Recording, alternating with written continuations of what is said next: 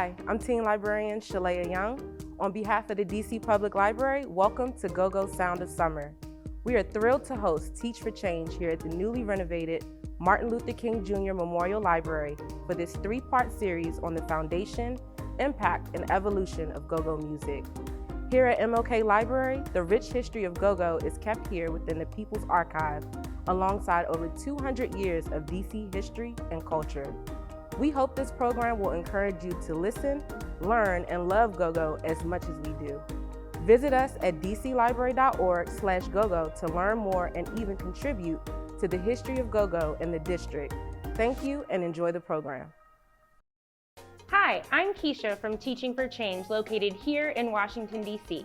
We are a K-12 education nonprofit serving teachers, parents, and students to change the world by rethinking the experiences inside and outside their classrooms.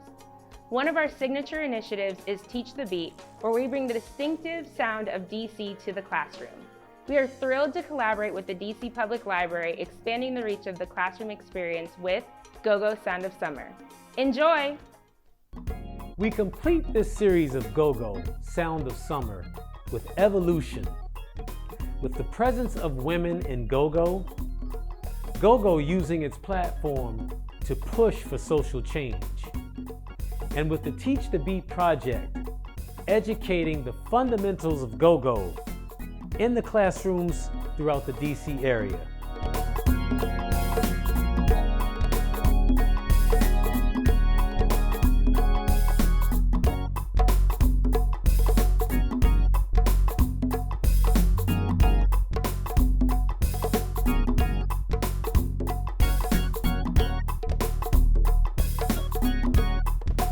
So Cherie, it was so nice having the opportunity to jam with you. I mean, dream come true for me. Aww. Yeah, felt good. Thank you so much for allowing me to do that. You are so welcome. And thank you for being here.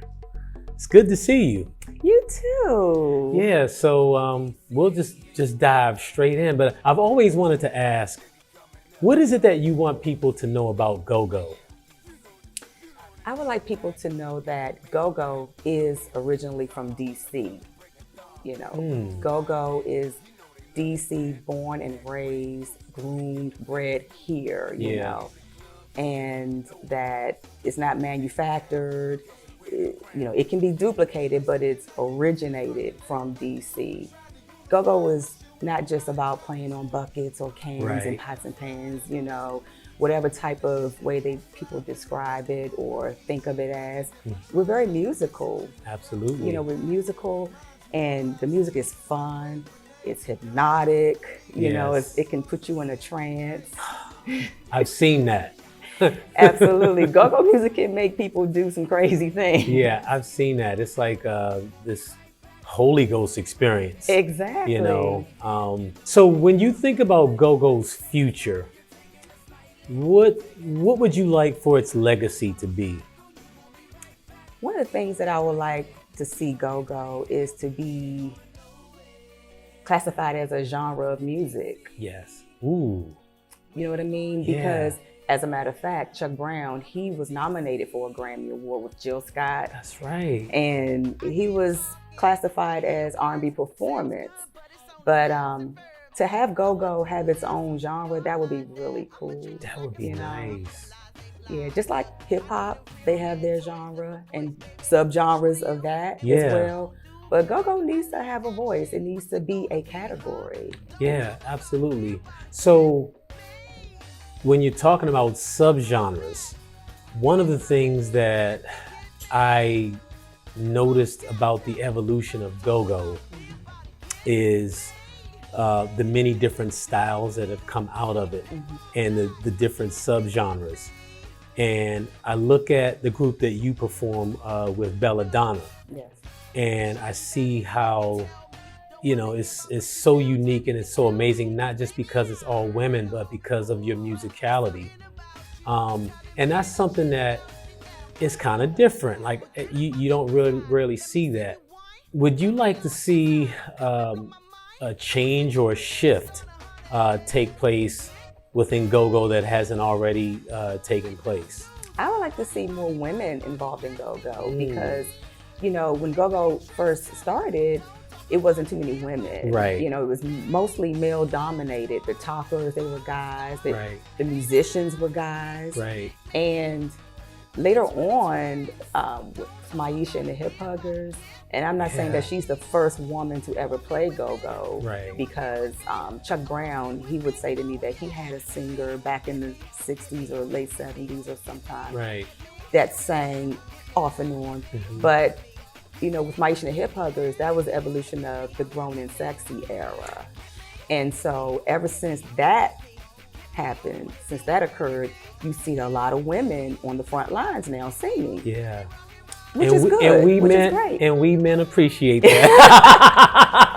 Yeah. we really appreciate that. I bet, because the girls, they were very attractive, Yes. sexy, and they were talented. And, I hope that, we don't try to cause distractions, but we're there to work. We're there to perform and be, treated as equally as the Right. guys.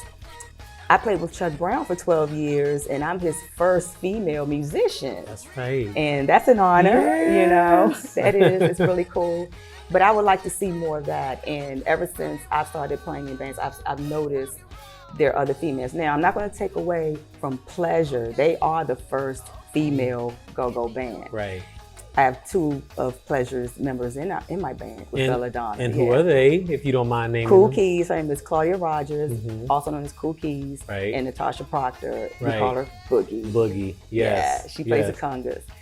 But like I was saying, if there were just more and more women that can play instruments, bass guitar, Right. drummers. Right. There are a few, Right. but it's not as balanced as the guys. You can pick and choose as many male players, but it's not that many females. You mentioned something about grown and sexy. And as we talk about subgenres, we have to mention that grown and sexy is considered as a subgenre of go-go.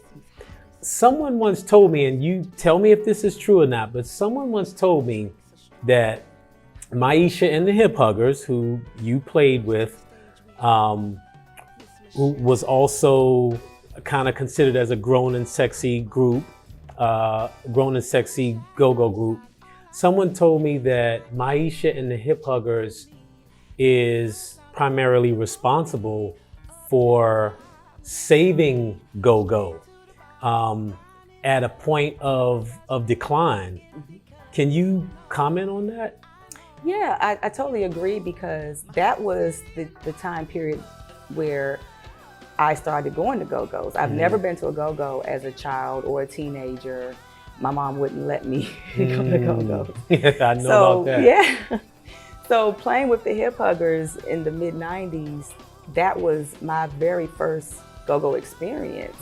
And I met Sugar Bear, I met Juju, Maisha had hired those guys, Mighty Mo, Junie, who are the key players of EU. Right. So I learned all of their songs, and in addition to what Maisha's set was, and it was a big hit, instantly, the crowd just grew and grew and grew, and the lines were wrapped all around Tacoma Station and Bailey's and a few other clubs, and it was hot. And I was told that, the bands, they weren't really working that much at that time. That's my point, yeah. But however, when the Grown and Sexy era came about, it was just a big hit.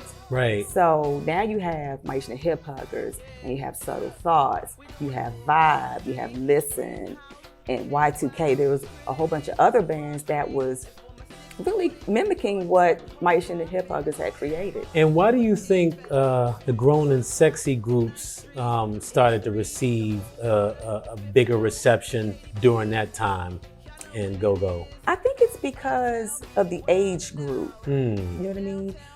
When you have people that are in their mid-20s, 35, or even 40 even, they get tired of, the kitty bopper and just, getting out, and, they want to go someplace that's classier, just that complements their age bracket. Right. Not too much of the roughness, and that's fine for the teenagers, young adults, but when you get into a grown and sexy, age, you want something that's more chill. You want something that not too ratchet. Right.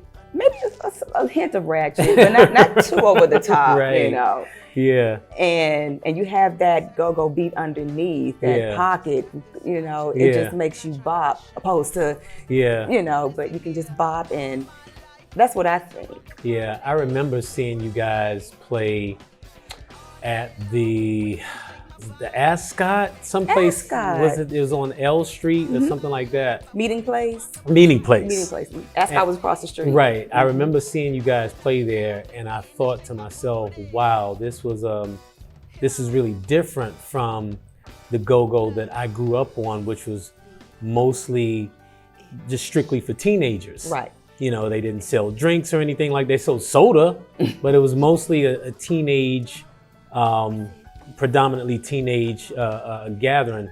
And so going to see Maisha and the Hip Huggers in this adult setting, I remember just saying to myself, wow, this is different. It's definitely something it's more sophisticated and it's evolved. And the cool thing about it is that Maisha and the Hip Huggers, we started off as a 70s band. And we would dress up with afro wigs, afro puffs, bell bottoms. That was the party. Nice. And so also that crowd, that age bracket, they appreciate that because they get to hear Frankie Beverly songs, Shaka Khan songs with a hint of go-go underneath. Right. However, when the second set came, it was give me that beat, Right. The first set was very grown and sexy, but the second set is like, right. So nice. What has GoGo's relationship been with DC? So when we talk about GoGo, not just the music, but the entire art form, which can include dance, music, just the entire movement. I would definitely like to get your opinion on what has its relationship been with DC and the culture in general. By you talking about movement, that just reminds me about last year during the pandemic, there was a Don't Mute DC movement that took place because on Florida Avenue, there's a store, and they like to play go-go music loud on the speakers. They sell CDs. The Metro PC store. Yeah. And what happened was that the music was too loud, and some people in the community complained about that. And that just caused a big uproar because DC is our music. We've been playing music, go-go music on the radio, on the streets. We would have Georgia Avenue Day. We have lots of festivals, U Street festivals. It's just a part of our culture. It is what it is. DC is our music. And for the community to complain about it, that was a very big problem. And a lot of bands had got together and started a Don't Mute DC campaign, that which allowed us to be able to play our music. And fortunately, our mayor, Muriel Bowser, she signed a proclamation that specifically says that go-go is officially DC's music. Yeah. Now, the funny thing about that is that I always thought that it was, because as a kid, you always heard go-go on the radio. You always heard Chuck Brown. You always heard Red Essence, Junkyard, Sardines and Pork and Beans, You always, you hear the music on the radio all the time. Right. And when I was a kid, the kids would bring their boom boxes to school, and during lunch, they would just play, and they would be in the cafeteria just dancing to go-go music, and that was our music. So the cool thing is that it's documented. Yes. That's very important. It's a signed proclamation that specifically states that go-go is our music. Yeah, absolutely. I remember that day that you spoke about the situation that happened with Metro PCS. I remember that day like it was yesterday, and I was actually one of the early responders down there and had an opportunity to speak to a large crowd. And one thing that I really, really, really enjoyed seeing and was just so proud of was seeing just the unification of everybody coming together to assert their points about how we felt about this situation. And I just thought that, like, this is a really good look. And I wanted to ask you, with that being said, you know, how is GoGo using its platform to assert change and social change? How is it using its platform? Well, there's different events, different panel discussions and things like that. Bands like Backyard Band and Pure Elegance, they had performed on numerous occasions just to celebrate and recognize the Black Lives Matter movement and the Don't Mute DC movement. Yeah, that's awesome to see that, and to see GoGo being a part of this evolution. You know, another part of GoGo's evolution that you are also a part of is the Teach the Beat initiative. Can you explain to us, you know, what that experience is like? And you've been one of the teaching artists for Teach the Beat since probably the very beginning. Yeah, it's been about maybe 5 years. Yeah, it's been quite a few years now.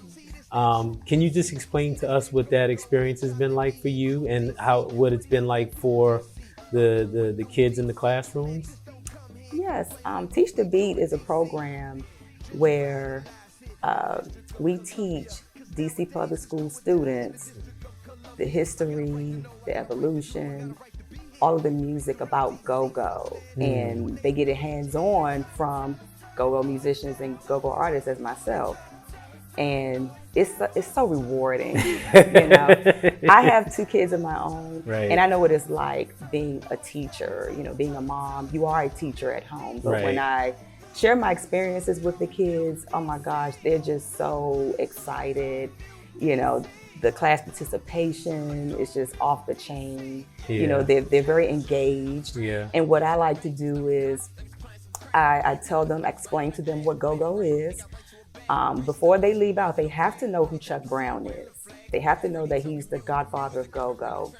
And I teach them a song, and I teach them sardines and pork and beans. So it's very easy for elementary and it's kids. Catchy too. It's very catchy. And it also entails the call and response, which is a very, very important element in go-go. Absolutely. So and by the way, Sardines and Pork and Beans is by Junkyard Band. That's right. And they were kids themselves. That's right. When they got started.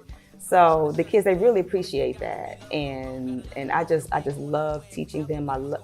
Our sessions are only an hour. I wish it could be a little longer. And I'm sure the kids and the teachers probably do too. Right. But yeah, it's a wonderful program. I'm very excited and proud to be a part of it. That's beautiful.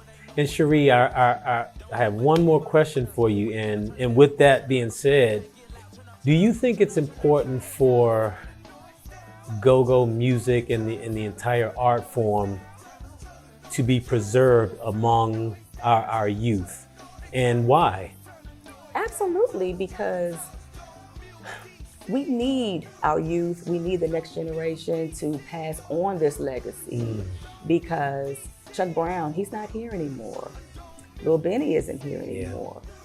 And we have to make sure that our kids are educated, they know the history of go-go. They can play in a go-go band if they want to. Right. You know what I mean? And so, you know, music in our schools is very important. That's true. Look at me. You know, right. I attended Duke Ellington School of the Arts. And Duke Ellington? Yeah. It's like HU. HU, all of that. And that was my dream. Right. You know? However, even with my kids, I don't force music upon them. It's good to have. And if you acquire those skills. It's a great thing for your education purposes and just, because you just love music. It's something that you can do. And we just have to make sure that this legacy is passed on. Absolutely. Cherie, it has been a pleasure talking to you and just hearing your story. And please come back and let's do this again. Absolutely. All right, so I look forward to it. Me All too. right, take care. GoGo got its name from its beat being a continuous or repetitive rhythm. We challenge you to keep this fire blazing so that this incredible art form and more will be maintained. On behalf of Teach the Beat, I'd like to thank the DC Public Library and the People's Archive for this collaboration on GoGo Sound of Summer. To find out more about Teach the Beat, please go to thebeatisgogo.com.